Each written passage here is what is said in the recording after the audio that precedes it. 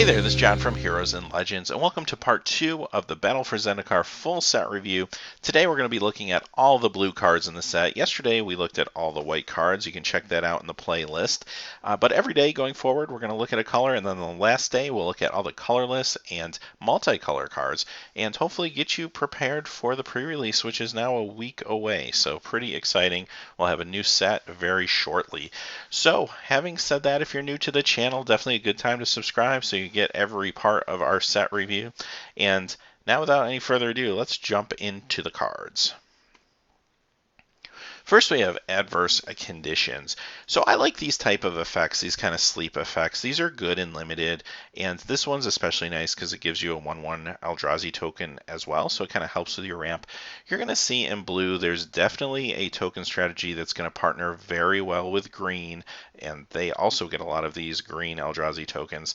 Also ramps very well for the Eldrazi's, and the ingest mechanic is also very prevalent in blue, which is going to help power out those processors. So you're going to see all those things as we go forward. This is a very decent card for limited. I wouldn't mind playing this, and you get a little bit of ramp or another creature on top of it.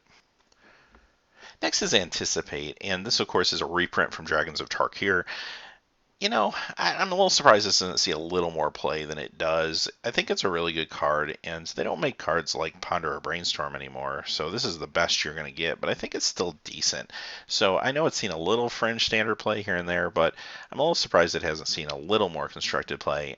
Now talking about limited, really good limited card. I never hesitate to play at least one of these when I get them in my sealed pool. This is a decent card just to kind of help you dig to get to your threats. Next, we have Benthic Infiltrator, and this is the first one of those relatively cheap, small blue creatures that has some evasion that really can get the ingest ball rolling for you. And I really like this guy. He's a good blocker. He can kind of put a stop to some of your opponent's ingest strategies if you're playing in a mirror type limited match. At the same time, it can just get in there. It's not doing tons of damage, but it's ingesting and it's starting to set the stage for your processors that will be coming. So this is a card that you'll want to have a foundation of these and similar cards in your limited build if you're going to really go all in on processors. Next, we have Brilliant Spectrum. I don't feel great about the Converge mechanic in general, and here's why. Converge, I was really hoping there were going to be a lot of easy ways to get multicolor. Seems like they're all in green, though. So if I'm playing a green-blue deck and I have a really good base of ways of getting multiple colors in green, then Converge might be a thing. Now, if you're drafting that deck and you're the only one at the table drafting it, you can probably get a pretty good Converge deck. The only problem is that's kind of risky, too, because if you get cut, you're going to end up with a really bad deck, and you're going to be scrambling when it comes to the second half of Pack 2, Pack 3. Having said that, this in particular card, yeah, okay, it's going to let you see a few more cards and give you kind of a quasi-lootability. I'm definitely not touching this thing unless I feel super, super confident about my green cards being able to give me multiple mana colors in my deck. This is going to be very rarely used. It's going to be a very late pick if you do want it, in most cases, as long as no one else is in the Converge deck, but not too exciting, this one. Next is Claude Manta. This is a decent limited card. You'll have no issue playing this. You get a little evasion, 3/2 flyer for 4. And I said this yesterday, but I think the flyers are going to become more important in this set particularly, just because there's so many big creatures, and these flyers can come out a little bit early. They can get some damage in. They can fly over the big creatures and hopefully finish off your opponent if you're in trouble. And they can also be used to chump block if you need to in the late game once you get your big Eldrazi's out or whatever you're trying to kind of ramp into. So, decent card. You'll be happy to play it in limited. Next is Clutch of Currents, and I like these little bounce effects for creatures, especially like them at 1 mana, but I like them better when they're instants. Now, having said that, the Awake is not bad on this one. Awake only costs 5, and there are times where that's going to be relevant, and you get 3 points of Awake on one of your lands. That's okay. So I could see myself playing a 1 of this. This is probably better in sealed than it is in draft in most cases. Not the worst card in the world. It could make your sealed cut. Coastal Discovery. So here's another Awaken card. Now, you're drawing 2 cards for 4, and that's the world we live in now. I've come to terms with it. It's taken me a while, but I'm okay. I can now, in Limited, draw 2 for 4 and be able to look myself in the mirror. It's taken a year at least, but I can do it now. As far as the Awaken goes, 6 for 4 points Awaken isn't bad either, especially in a color that's giving you a lot of Eldrazi tokens that are going to help your ramp. These Awaken mechanics are pretty decent, I think, in blue for Limited. So this is a card I definitely wouldn't mind running. Coralheim Guide. And here's another cheap blue creature. Now this one isn't for ingest, but this one does kind of help that big Eldrazi strategy because it's going to make a creature unblockable in the mid to late game. So I do like the fact that this partners well with the big Eldrazi's, but on the same token, it's also an ally. So if you're playing a, say, blue-white ally strategy, this does pretty well for you as well. And allies can really go into almost any color. There's allies all across the board. I just kind of chose white because there are a lot of staple allies in white. But if you're playing some allies in any colors, and maybe even in Converge, dare I say it, this is going to be a pretty good card for you. I do like this one in Limited. Cryptic Cruiser.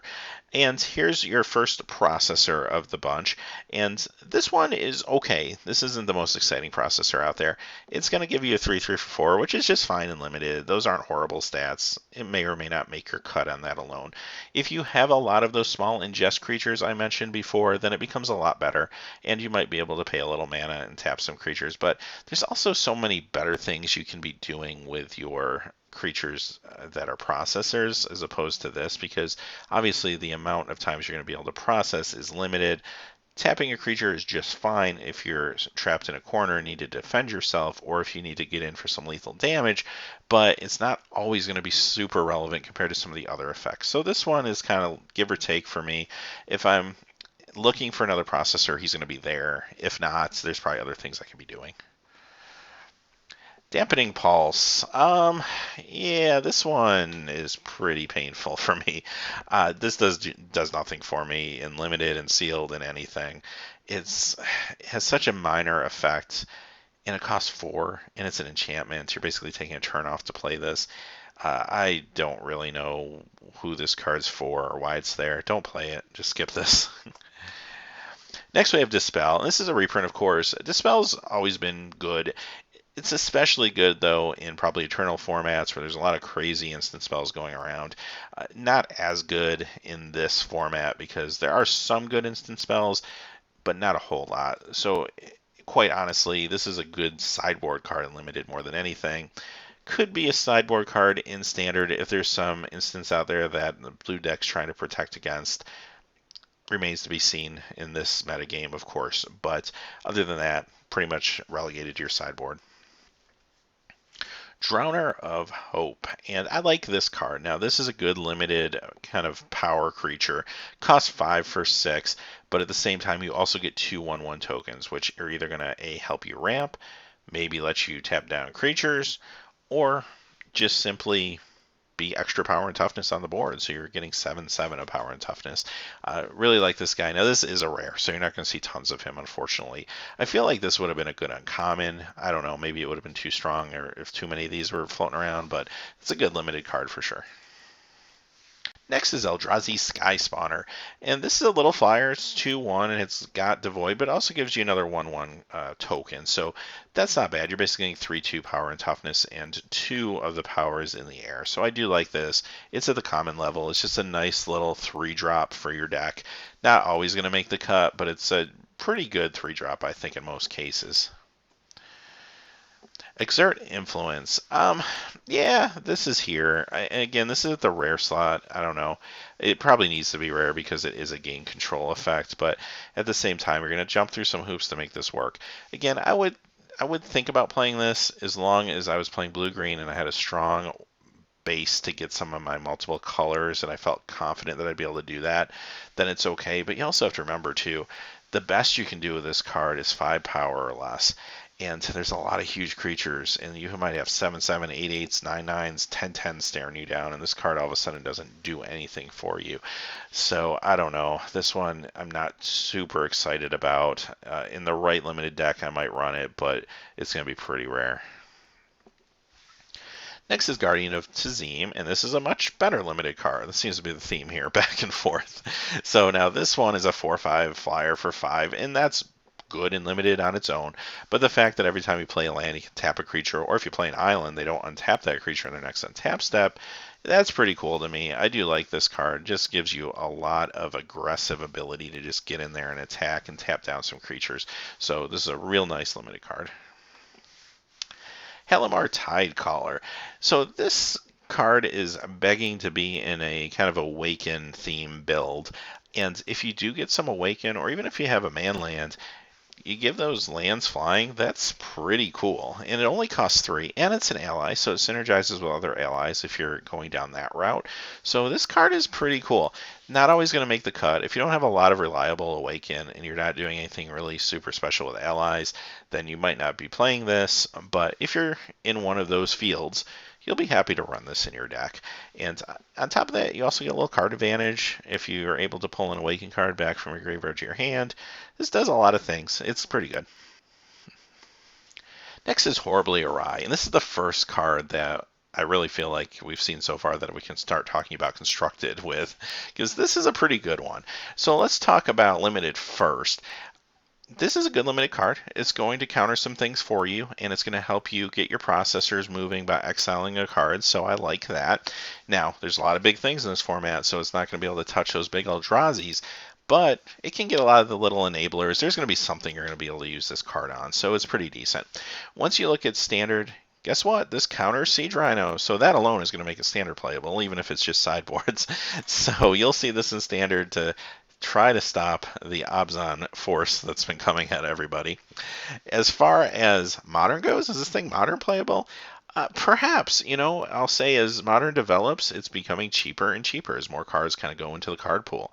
Now, it only touches creatures, so that is a big drawback for Modern, but there are times that this could come out of a sideboard potentially. There's not a whole lot of great counter spells anymore. I mean, they've really been watered down, so this starts to look a lot better as time goes on, too. Who knows? So, pretty decent card here. I'm pretty excited about this one, and it's an uncommon, which is nice. Incubator Drone. This was just a little value card. Now it costs 4, which is a little pricey for me, quite honestly. But you get 3/4 power and toughness on the battlefield, and it's going to really help you with your ramp more than anything. So that's the main reason you're probably running this card. So it's okay. It's not always going to make your cut, but it's going to be okay in limited. Mist Intruder. So here's another one of those little ingest creatures with invasion at the common slot. This one only costs 2. It has flying, and this is just going to help you enable those processors for the future. So you're going to play this. You're going to be very happy to play this if you're looking to go big with the Eldrazi's and the processors. Mercstrider. So this one's interesting to me. I love Mana War effects. Love them. They're awesome. And this one's at the common level. And you get a 3/2 body, which isn't bad as well. But this is relying on processing. If I felt really confident that I'm going to have enough of these little ingest creatures that I'll be able to process when I get this card, I'll probably run them in my limited deck. If I'm not 100% on that, I might skip him because I don't really want to pay 4 for a 3/2. There's better things I could be doing. But if I'm paying 4 for a Mana War that's 3/2, then it becomes a whole lot better. So know your deck before you run this one, but it can be okay in some limited decks. Oracle of Dust. So looting's powerful. We know that. Looting, just look at Jace, for example. Sometimes you can only loot once or twice or a few times with Jace, and you still get a whole lot of value out of him. So looting is great. 5 mana, and you have to, again, rely on your ingest creatures for this to be able to loot. Gets a little sketchy. Now, having said that, if I felt confident that my ingest creatures were going to be able to do some work, I'd throw this out there and be okay with it. If I didn't have that confidence, I probably wouldn't run it. Next, we have Part the Water Veil. Okay, so here's a mythic, and this is a very expensive time walk. heck, it's an expensive time warp. So, where to use this card? Would I run it in a blue deck? I don't know. If I had an aggressive deck, I might run it just because getting the extra combat step sometimes will help you win a game or push you over the edge to take care of a stalemate. The Awaken is really expensive. 3 blue, 6 colorless for 6. 6 is good, but I don't know if that's ever going to happen, especially considering I'm looking for 3 blue. So I don't know about this one. I would probably run a one of. Now, granted, it's mythic, so I'm probably not having more than one of in limited, just in case, especially if I have an aggressive deck. But I'm not going to be super excited about it, quite honestly. Even when you start looking at things like Commander, where you would be able to cast this thing, is it all that good? You get a creature that doesn't have evasion, and you get the extra turn. But I don't know. I just feel like there's better things you'd be doing with your mana and Commander even. So I don't know. This one's not super exciting to me. Don't really see this making constructive play, obviously, because of the cost. Prism Array. So we're back to Converge again. So this one is an enchantment for 5. Now, if I play this for 5 different colors and I can immediately start tapping creatures and then keep scrying 3, well, that's kind of awesome. But what kind of hoops do you have to jump through to get that to happen? So it's just too unreliable. Even if I had a really strong green multicolor mana base, I still don't know if I would run this thing in my limited deck. It's just too risky. The payoff's good. I'd love to scry 3 every turn. That would be cool. But at the same time, I just don't know if I can really have this take up a spot in my deck. It's just very, very conditional. Retreat to Koralheim. Now, this I really like. This is a fantastic card in limited. I love the fact that it turns every land basically into a temple.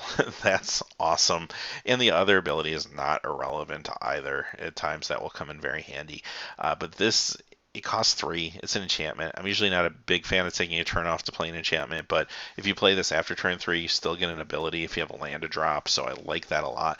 And this is just so push. Scrying every turn you get a land is just too awesome to pass up. So yeah, you're going to play this in limited, be very happy. This is good enough to potentially see some standard play too, I think. Get combo decks, for example, like Sphinx's Tutelage, which are about to lose the temple lands. This could be a way to replace that effect and help you kind of dig to the pieces you need to kind of mill and combo. So interesting. It's possible. Maybe, maybe not. But I could see this getting a little bit of standard play.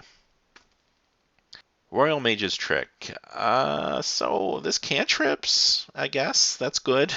But I'll tell you, again, Converge is difficult to make work. And second, the fact that the ability is just a little bit underwhelming too for me for what it's doing. It's just not a card that I'm probably in the neighborhood to play.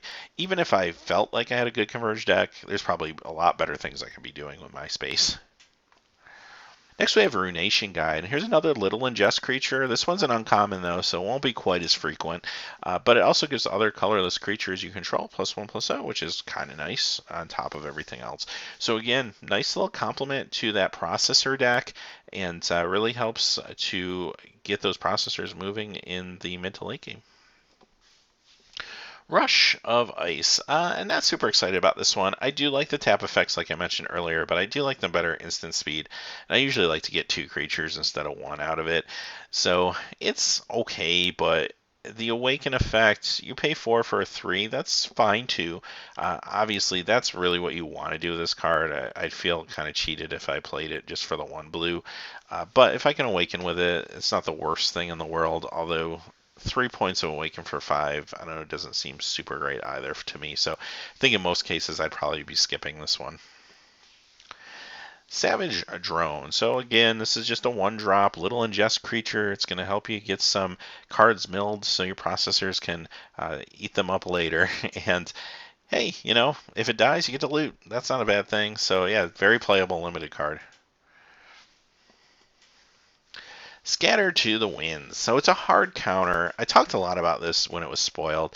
So let me give you the quick synopsis of my feelings on this card. This is my therapy here. So yeah, it's 80% of the time this thing's going to be a cancel.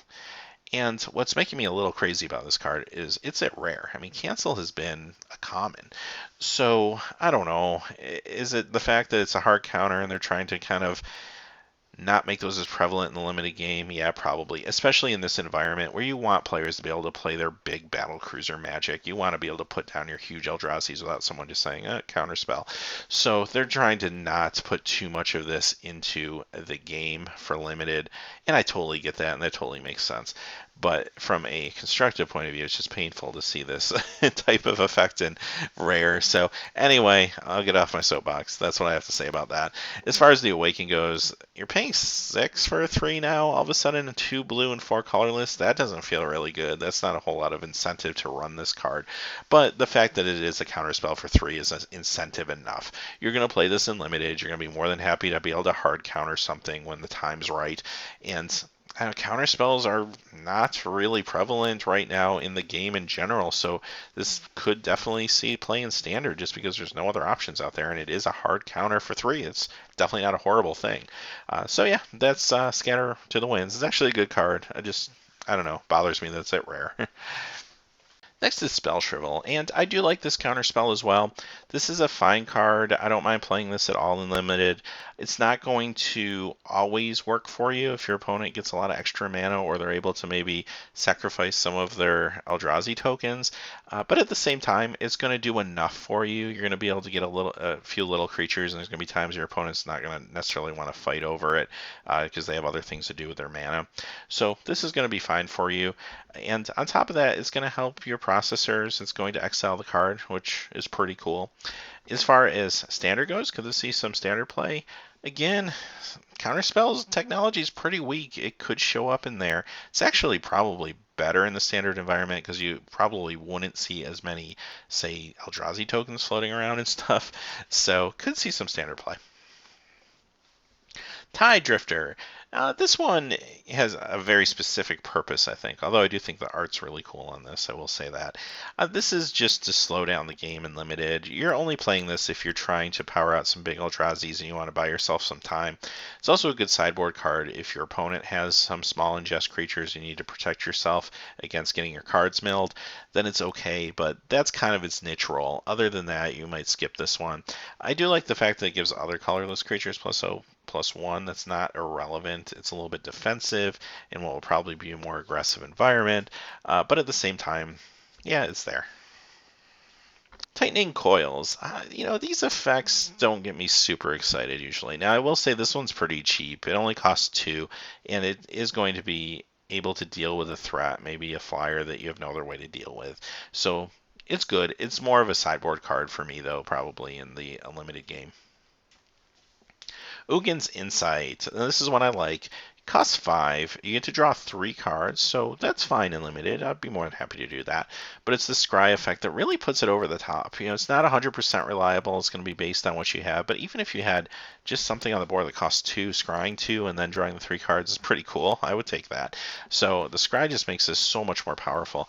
I think, going out on a limb here, I think it's powerful enough to see play in standard. Now, right now we do have Dig Through Time and Treasure Cruise, so I don't know, maybe it'll be after those rotate out. But this is a pretty good card. It's a little bit like Dig Through Time in some ways, so I do like this a lot. Ulamog's Reclaimer, and this is a pretty good processor. I like the fact that it can get a sorcery or instant card back from your graveyard for you.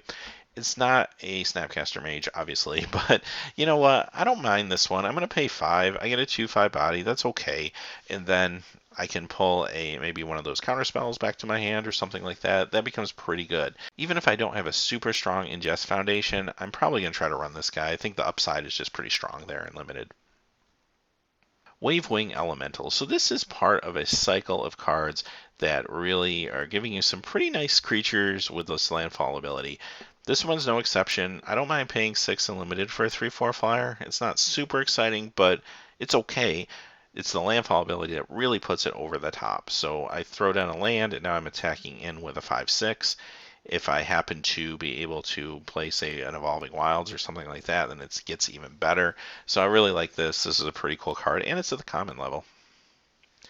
And this is our last card of the day, Wind Rider Patrol. And this is a Merfolk wizard that is flying 4/3, and when it deals combat damage, you get to scry 2. What's not to like? This is a pretty cool card. It costs 5, and in limited, I don't mind doing that at all. That's fantastic. If there wasn't so much decent removal in standard, I'd almost think that there's a control deck that could play this, but I think it's just a little too susceptible to removal, especially with only 3 toughness. But at the same time, this will do great for you in limited. And if your opponent can't deal with this, guess what? They're in trouble, because that scry 2 and taking 4 damage every turn is going to bury them very quickly. So having said that, those are the blue cards for today. Tomorrow we will be back with all of the black cards in Battle for Zendikar. And if you haven't had a chance yet, check out our Patreon page. You can click in the top right corner of the video or in the annotation in the next slide. We have some exclusive giveaways for our patrons we're trying to get up to in our tiers. So, hey, as always, thanks for watching. Please remember to like and subscribe, and have a great day. Hey, thanks as always for watching. These videos are made possible by viewers just like you through Patreon. Please check out our Patreon page by clicking on the top right. Down below, we have more links to quality Magic the Gathering content. And if you're interested in seeing trading cards open that aren't Magic the Gathering, check out the link to our trading card channel, Heroes and Legends Trading Cards. Thanks, and have a great day.